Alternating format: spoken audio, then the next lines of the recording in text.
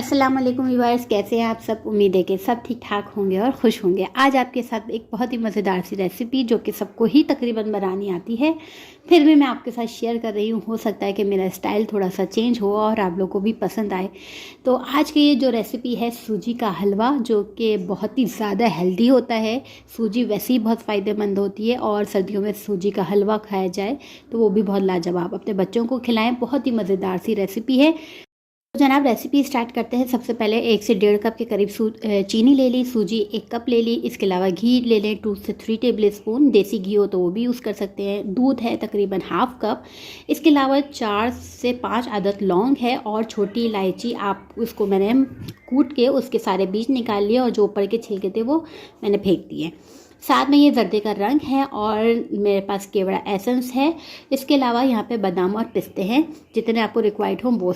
ठीक है, तो सबसे पहले बेसिक काम क्या करना है, हमें पैन ले लेना है, उसमें आपने शामिल करना है घी। घी असली घी हो तो और मज़ेदार है, नहीं हो तो कोई मसला नहीं, तेल में भी आप बना सकते हैं। यहाँ पे मैंने डाली है लौंग और थोड़ी सी छोटी इलायची के दाने। उसको मैंने हल्का सा क्रश कर लिया था ताकि इसके फ्लेवर बेइंतहा अच्छा आए, खुशबू आए। साथ में यहाँ पे इसको हल्का सा कड़कड़ाएंगे तो इसमें हम शामिल कर देंगे सूजी। सूजी को बेसिकली हमें क्या करना है कि घी में थोड़ा सा भूनना है, जो उसका कच्चापन होता है वो हमें उसका दूर करना है और बेहतरीन फ्लेवर निकालना है। अब इसकी निशानी ये है कि आपको कब तक भूनना है, जब तक भूनना है जब तक इसमें से बेहतरीन खुशबू आना शुरू हो जाएगी और इसका हल्का सा कलर चेंज हो जाएगा। ठीक है, ना ज़्यादा ब्राउन करना है ना ज़्यादा हल्का होना है, बस खुशबू एक बेहतरीन किस्म की आनी शुरू होगी। और साथ में जो है ना, अब यहाँ पर पहले आप ये भी कर सकते हैं, घी में पिस्ते बादाम रोस्ट भी कर सकते हैं, मगर मैंने नहीं करा, मैंने ऊपर ही इसको गार्निशिंग करूँगी। जैसी हमारी सूजी जो है ना रोस्ट होगी, खुशबू आना शुरू होगी, इसमें हम शामिल कर देंगे चीनी।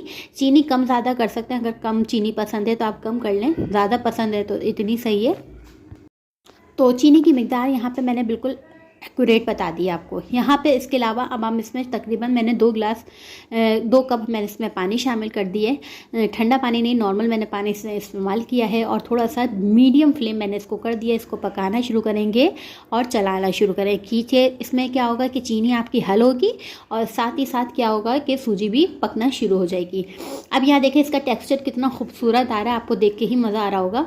अब यहाँ मैंने लिया है दूध और इसके अंदर मैंने डाला है जर्दे का रंग, येलो। अगर आपके पास नहीं है जर्दे का रंग तो आप स्किप कर दें, कोई मसला नहीं है, इसी कलर में आप खा सकते हैं हलवा, ज़रूरी नहीं है, बस आप दूध शामिल कर दीजिएगा। दूध से जो होगा ना वो एक सॉफ्टनेस आएगी और बेहतरीन किस्म का जो आपको है ना फ्लेवर मिलेगा। अब मैंने यहाँ पे मेरे पास कलर था तो मैंने इसमें शामिल किया। इसको थोड़ा सा हम क्या करेंगे, मिक्स करना शुरू करेंगे।